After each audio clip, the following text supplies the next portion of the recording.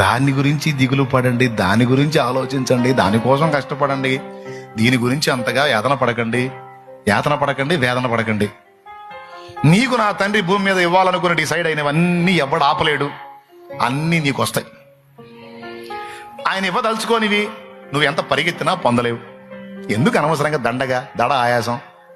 ఆయన నీకు డిసైడ్ చేశాడు అనుకో, 100 మంది అడ్డుపడ్డా సరే అది నీ దగ్గరకు వచ్చి తీరిద్దంతే, నువ్వు పొందుతావు దాన్ని.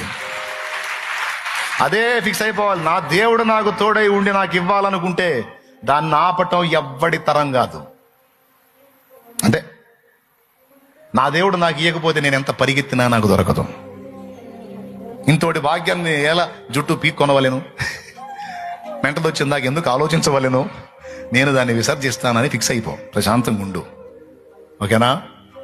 దేవుడిచ్చింది దేవునికే స్తోత్రం.